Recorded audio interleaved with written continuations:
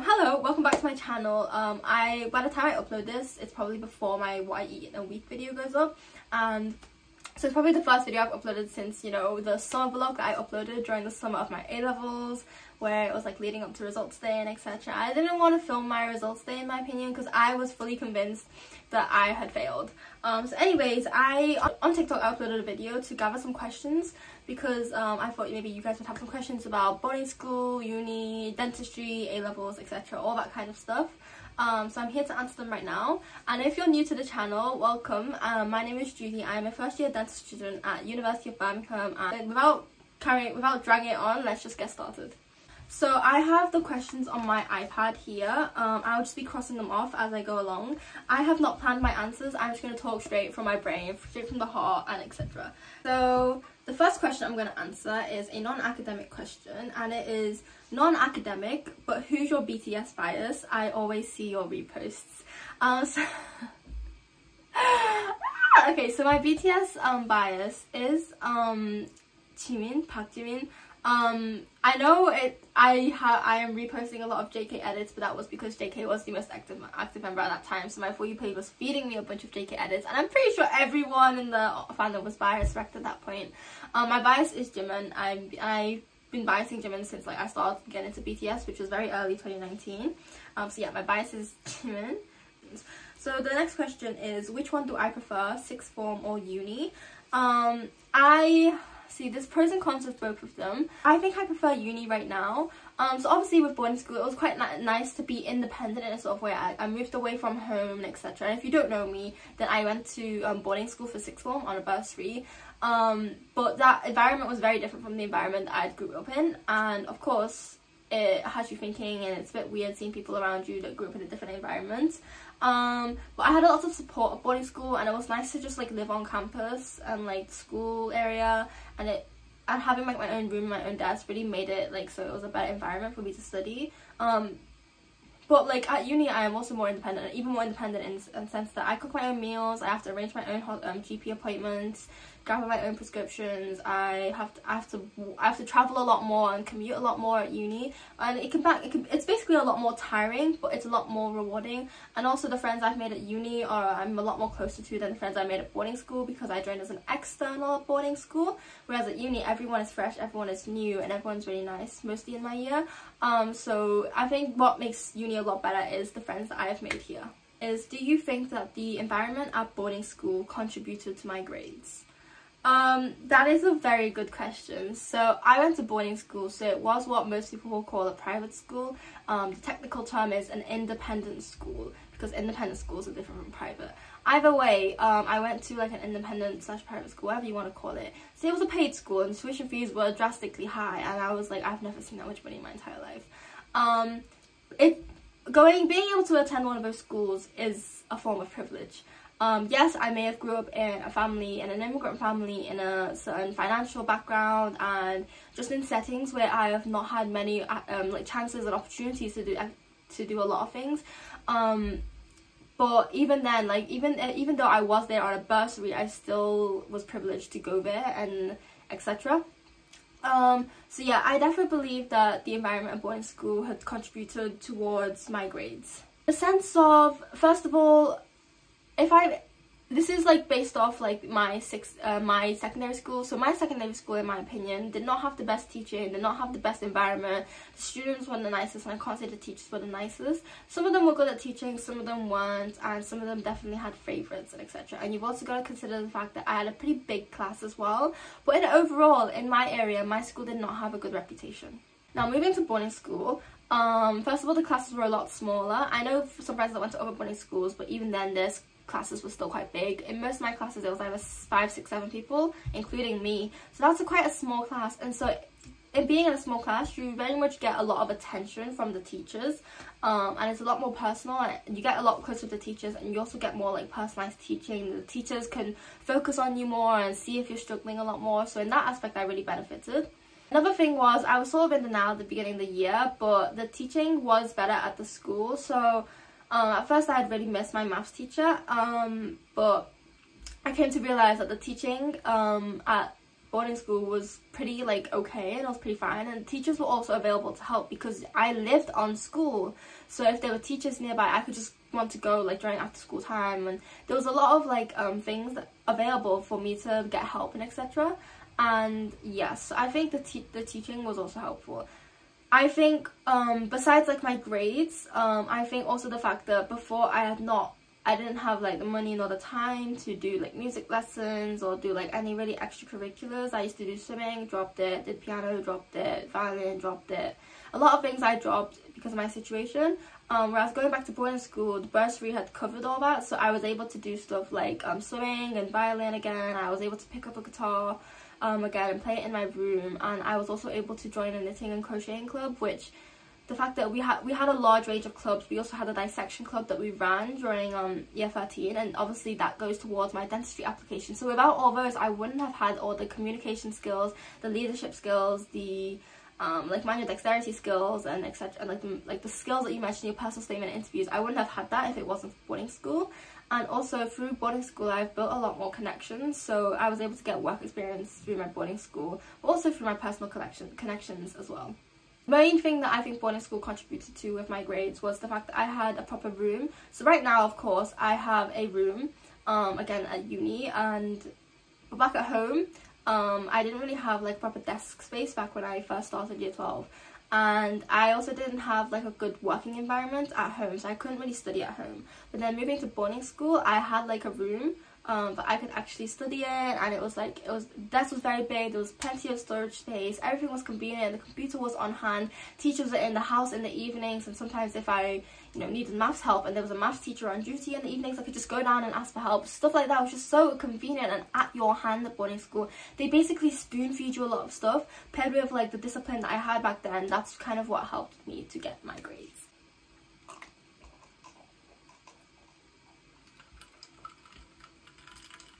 That is so cool! Next question is the best way to deal with imposter syndrome in an academic environment. Imposter syndrome, guys, is a very normal thing. I have had my fair share of imposter syndrome. So, imposter syndrome is a bit of a complicated one in the sense of like, for me, it depends on how everyone deals with their feelings. Sometimes they like talking about it, sometimes they keep it all bottled up, sometimes they move on, they try and forget it, sometimes people try and like sort it out before moving on. For me, what it was when I first joined boarding school, before like the whole application to get into boarding school, the whole time my head of year 11 had jammed into my head like, you are there because you are smart and also hardworking and a good student, whereas the people are there simply because their parents have money. She jammed that into our heads very, very intensely. So when you get there, you expect, oh, like, I'm pretty smart, like, there's no reason for me to be, like, scared or, like intimidated. But then you go through the lessons, and it sometimes felt like the other people were smarter than you. But then what I found helpful was I just sat down, I talked to my friends, and I was like, is it really that case? Because in the end, I was still one of the smarter people in the class.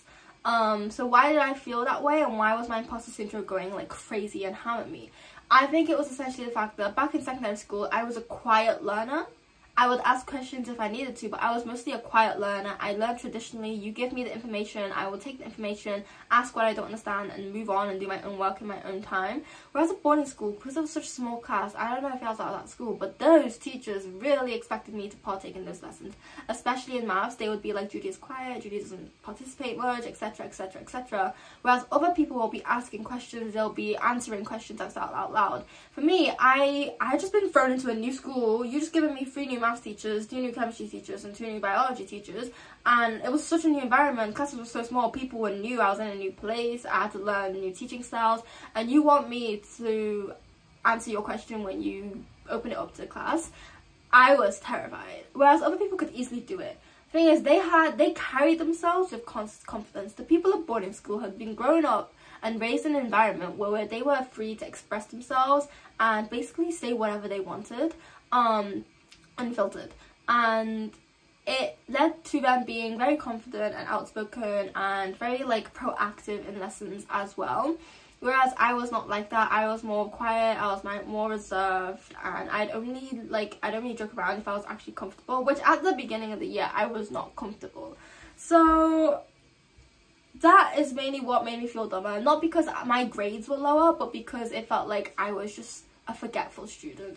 And in the end, it's just helpful to realize, no, like, everyone's gonna be different and etc. And I feel like I get imposter syndrome when looking at, like, what my position now. So being at dental school right now, obviously people who get to dental school are people who got good A-levels, got good UCATs, etc, etc. And yes, I got good A-level, yes, I got good UCATs, but even then, I sometimes feel like sometimes this still feels like a bit of competitive edge in dental school. Thankfully not between my friends or anything, but sometimes it still feels like at dental school you're being ranked, because quite literally on our first assignment it would tell you like whether you're like, it would tell us like the class average and like whether you're below or above that average, and it enforces like really toxic environments. Like, you've already been put through a whole toxic competitive environment trying to get into dental medical school, so why are you trying to make a competition in our year now? And that's probably the most annoying thing, because I was fine until then, and then you'd see, you know, whether you're above the average, below average. Well, the best thing about imposter syndrome is to try not to force it away. Just sit in your feelings, acknowledge your feelings, sleep on it if it helps. I always suggest writing a diary, and that really helps me.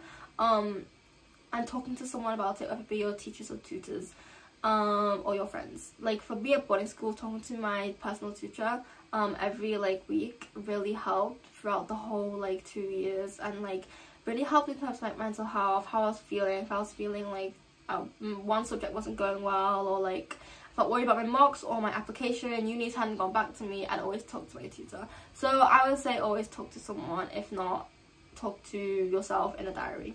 Next question is, what would I be doing if I didn't get into dentistry? Would I be doing a gap year or my 5th choice? So I was, if you were my friend, you should know, but I was absolutely convinced I had missed my offer. I would have gone like A star B, or like A star AB. I was so convinced that there was an A star somewhere, but there was also a lurking B somewhere in my grade.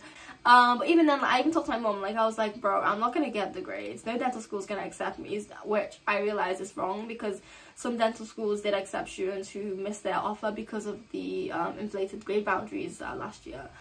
I would not be doing my 5th choice. My 5th choice was molecular genetics at KCL, which was a course I chose randomly. I essentially, when I applied, I did not want to put a 5th choice down, nor did I see the point in putting a 5th choice down. It was my head of 6th form who was like, put it down anyways, just in case, like, when it comes to like getting no dentistry offers, you realise actually I might want to take my 5th choice. So I applied then, and even then, like, I was just like, I don't even want to do molecular genetics at King's. Like, I don't want to go all the way to London just to study molecular genetics. Dentistry has been what I've been working for several years now, and to go to like molecular genetics, which is also something I'm not interested in, I wouldn't even want to do. So there was that. I would have taken a gap year. Whether I would have reapplied would have been something that I probably didn't think about. So basically I was like, let's see what happens first of all on results day. If I have to reapply, I'm probably not going to reapply for dentistry. Because the con with reapplying for dentistry is you'd have to sit the UCAT again, you'd have to build up your application again, you'd have to do something in your gap year to make your, you know, application stronger. And also, like, most unis that reject you post-interview, they won't allow you to reapply the next year, so I had limited choices. And some unis don't allow like A-level resits for like dental school, so if I had to resit my A-levels to apply for dentistry, I'd be really limited for uni choices. So I probably would have just gone for a completely different course. If I'm saying completely different, I'm saying I probably wouldn't have even gone for some sciencey course. I don't know what I would have done, but even then I was just, at that point, like, I was probably thinking like, should I do a language course? Should I just not do uni? What should I do? So yeah, that's what I would have done. I would have just taken a gap year and tried to sort my life out. Okay, my next 2 questions, I'm going to join them up together, is how do you stay disciplined and how did you stay motivated throughout 6th form?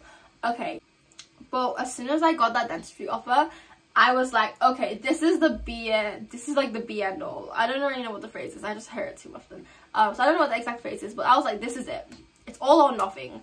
So I've done the UCAT, done my work experience, done my personal statement, did the interviews, got traumatized from applications, finally got an offer. Now this is all that matters. I just need to get the grades for that offer. I was like, I need to do it. I need to get on it. And that really pushes you a lot, because every time I felt like slacking, I was like, Judy, you have an offer, a dental school is wanting you to come. All you need to do is get the grades. So just get the grades, Judy. So that really helped. Another thing that really helped with discipline and motivation was just not really study in the long term with just motivation. You have to have discipline with you. Motivation is really short-lived. Like, after, sometimes I know some people will watch like productive YouTubers and be like, I'm motivated to study, etc. That will crash eventually. You won't feel motivated after a while, after you study. What helps is discipline, which is the building a habit of studying even though you're tired, even though, you know, you would rather do something else, even though you would rather rot in bed scrolling on TikTok. If you have something to do that must be done, then get it done and out of the way. I've made several TikToks on discipline already, but essentially discipline is just accepting the brutal fact that the work is not going to be done unless you do it. So have reminders like on your table, on your desk, on your phone, to help you, being like, to tell you like you're not gonna get it done if you like. It's not going to be done if you don't do it now. You're just going to keep procrastinating and pushing it, and it's just going to build stress in the future, and you're going to have a big pile of work that you haven't done that you need to do. So having like a friend to keep you accountable. So my best friend during A-levels made sure that I wasn't slacking all the time and pushed me to do work but allowed me to do rest, because you don't want to burn out, so make sure you rest. Right, the next question is, why did I choose dentistry? Did I ever consider medicine? In reality, a lot of people who choose dentistry are pretty unstuck, like they stick with the idea of dentistry. People who do dentistry are most likely people who realize that they never want to do medicine, and I was one of those people.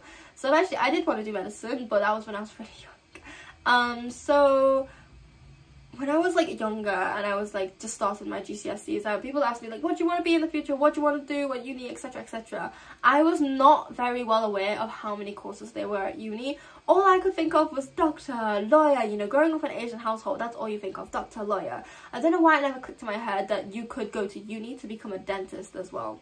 When I became aware of the fact that dentistry was an option, I was like, okay, this is it.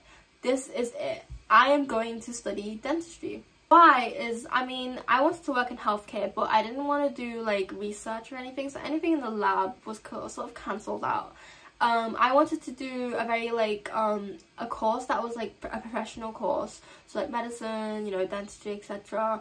And the main reason why I didn't choose medicine was because of the working conditions of doctors in the UK, and also looking at it, like, most dentists have the option to work in a hospital if they want to, but most dentists will work in a small little practice which and have like a 9 to 5 and like make sure, and they'll have a pretty good work-life balance, and the pay is decently okay in the UK.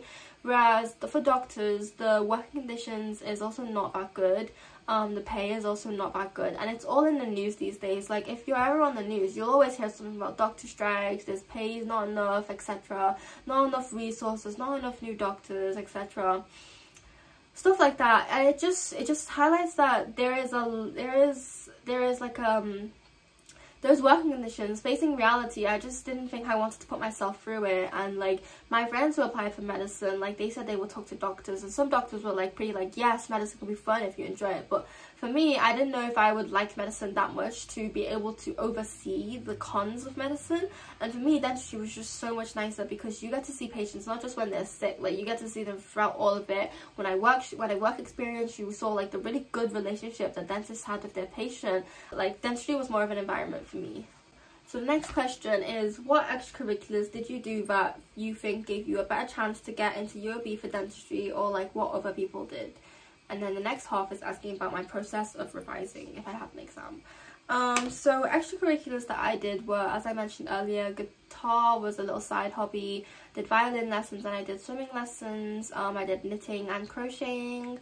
I journaled as well, so like scrapbooking kind of journaling style. I used to have an account for it as well.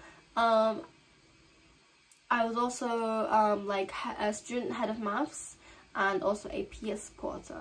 And so a lot of that, you can tell you gain a lot of communication skills, social skills, manual dexterity skills is quite a big one of it, motivation skills as well, discipline, time management, etc.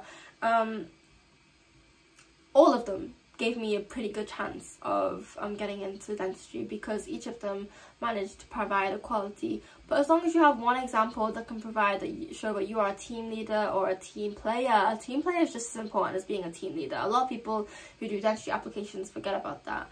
Something like that, something to show that your time organized, something to show that you have something out of like studying that's fun, so that the people can really see that you can handle the stress of dental school. So for me, that was like journaling, knitting and crocheting for friends, etc. Even though that showed manual dexterity as well, I was like, this is my hobby, I do it for the funds. And like violin is like very manual dexterity as well. The main thing about like so those are the extracurriculars that I did. The main thing about like the UAB interview, I guess, which is what decides whether you get in or not, was your unique way of thinking. For some reason, it just managed, all my like qualities managed to align with the UAB interview, which is why I got the offer.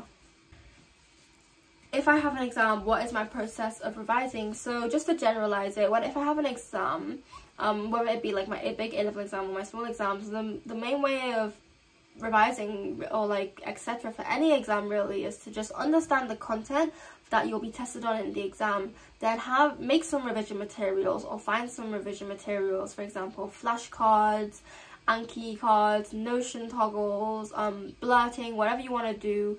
Make sure that that's all ready, whether you make it your own or you buy it or you borrow someone else's, and then you do active recall to retain that information, because retaining that information is what's going to give you the foundation to get those grades. And then just a bunch of exam application practice, so exam questions, exam papers, etc. The next question is, do you make notes like sometimes make more cleaner notes from class notes, or do I start making flashcards as revision materials? Okay, so for me at least, I didn't really make that many notes in class. It really depended on the teacher. For some teachers, their notes were worth noting down. Some teachers, the notes weren't worth noting down. In lesson, I would write something or like write some notes. Especially in chemistry, I wrote all the notes because you kind of needed the notes, because their teaching was pretty good and there wasn't that much good OCR teaching online. But stuff like biology, I mainly prioritized listening to the teacher and asking questions. And the teacher would give you time to write notes, so I would just write them down. But I wouldn't really care what I'm writing down. I would just copy what's on the slide, because I did make cleaner notes. So when I say I make cleaner notes, I made Notion toggles right after each lesson, based off the lesson. So I have a whole TikTok video as well on this, which I basically looked at the specification and tried to find what my teacher taught on the specification, so I had a guideline of what I exactly needed to know. And then I started making Notion toggles, and what's nice about Notion toggles is that they double up as flashcards, but you can also open them all up and they're in chronological order, and they look just like your notes, except you can also hide information to test yourself on it, which was really nice. So I would do that and make sure I get like those lessons topics done at the end of like the week. If not, I would do it in the big holidays. So sort of like my flashcards were my notes, so I kind of just made rough notes during the time that we had in lessons, but I mainly after school really started to understand the content, make sure my notes were concise, and make sure my Notion toggles were all beautiful. Okay, the next question is, what's the best way to understand organic, like not only memorizing the content but just making it click? I think for me, the way my chemistry teachers taught chemistry mostly made it click, so I don't really have the most enlightening tips for you. For organic, what just helps is like physically drawing the molecules out, etc. Like with chemistry, I think this question is it really depends on like what exactly about the content you're not really understanding. I think the only tip I can really give you is to go to chemistry help sessions if your school offers it, or to ask your teachers until it makes sense. I never really used any chemistry videos, etc. I kind of just like asked my teachers if something didn't make sense, and for organics at least, everything really made sense. I think it depends on for me, I had a good teacher, so I never really had to do self-learning for organic chemistry. I think drawing out the mechanisms really helps, and having someone else's notes that make sense and that are clear and concise can also be really helpful, because that way it's all there for you. You just need to understand it, look at their notes and understand it, because some like websites can be a bit confusing, some videos can tell you a bit too much, some videos can be wrong, etc. So I think the best bet is to ask your teacher, I'm not gonna lie, for chemistry, because for me chemistry was already well taught. I kind of already got it from the lessons, so I'm not able to answer that question properly, sorry. What's the best way to study for biology? So for biology, we all know that biology is a really content dense subject. Like, there's so much content in it. I think that the best way to study for biology depends on you, but you've got to follow the main rules of, first of all, learning the content and understanding the content. Then your second thing has to be making your active recall resources, whether that be making really good notes, or making flashcards, or making Notion toggles, etc. And those notes formats will correlate to the active recall method that will suit you. So if you're making just notes, nice and clean, concise notes, then blurting is probably going to be the active recall method that you can gain from making those notes. If you do Anki, then again you have spaced repetition and active recall from Anki. Anki is a nice format in the sense of that it just automatically tells like loads of what cards you need to do on that day, depending on whether you got it right or not. And then Notion toggles, which double up as notes and flashcards. And for me, I just did like testing myself, so I'd look at the Notion toggle, I write down my answer, open it, and etc. And I would manually like log my progress on Google Sheets, so for any topics that I got majorly wrong or like only okay, then I would go over it the next day. That is the main like way to approach biology, in my opinion. The next question is, what do you think a year 12 should be doing at this point in the year? So at this point in the year, I'm currently filming this and it's the 2nd of March, so it's, you know, it's before Easter term, you haven't started summer term yet. Sorry, it's before Easter holidays and you haven't started summer term yet. So for year 12, what I would say is to prioritize your mocks, because your mocks are what's going to give you your predicted grades. And your predicted grades are what's going to decide whether you can apply to whatever course you want to apply. I'm just going to say for year 12, just do your exam questions for the topics you're covering in year 12 and get your your revision materials sorted for year 12 by the end of year 12 summer, because that way when you get to year 13 and the content really steps up, it's more challenging, you have to do your UCAS application, you don't have to worry about year 12 content, you don't have to worry about learning it, you don't have to worry about memorizing it or making your notes or etc, or like even like doing exam questions for like year 12 topics, because you've technically done that in year 12 and hopefully you've already done so much year 12 practice that it's already like slowly engraved in your head and you're becoming more confident at it. Instead, that will give you more time in year 13 to really focus on the harder topics and get exam questions for year 13 topics out of the way and prioritize those, because those are harder and they're also more newer. So in my opinion, I think year 12 should just be making sure that they don't fall behind in the content that they're learning and that they make their revision materials. Just stay on top of making your revision materials and just take every mini test like seriously, and just try not to fall behind, I would say, in like making your revision materials. And yeah, that's the only tip really. In year 12, just make sure you don't fall behind and get every revision material sorted by the end of year 12 summer. My next question is about dentistry. So what should we aim for our predicted grades to be when we apply to dentistry? So first of all, your predicted grades, as long as they meet the requirements on the page, they really don't care. So say the requirements for Birmingham is AAA and your predicted grade is AAA, and there's someone else who's got a predicted grade of A star, A star, A. You're going to be equal and on the same page. The main way they rank you is by your UCAT score. So just make sure you meet the requirements. It doesn't matter if it's higher, as long as you meet the requirements, that's okay. Like, as long as you get predicted grades that reach the requirements so that you can apply for dentistry at that university, then you're chill. Like, they don't really care about like whether you're predicted higher or lower than someone else, as long as you meet those requirements, because in the end they're gonna, if they like you and they like your UCAS score, they're gonna bring you in for an interview, and then that's what they really decide off. So the next and last question is, can you give a little timeline of what we should do during our journey to study dentistry? So the main timeline, I guess, is, let's say you start year 12 make sure you've chosen subjects that universities will apply. So generally the main subject that is definitely required is chemistry. Most people will also study biology. So the very common trio is biology, chemistry and maths. People do biology, chemistry, first psychology. People do biology, chemistry, English. A lot of people don't do maths as well. You don't have to do maths, but make sure you do biology and chemistry, and then you can do whatever subject you want on the side as well. Next thing is to make sure throughout year 12 you're doing some form of volunteering, or you're starting to look for work experience, because work experience can be quite hard to look at, to find. And also volunteering gives you a lot of material to talk about when it comes to actually writing your university application. So volunteer at a charity shop. The NHS has a service for volunteering.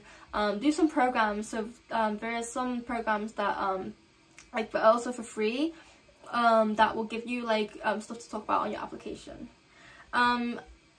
You have to apply for dentistry. You have to sit an exam called the UCAT during your year 12 summer, and this is a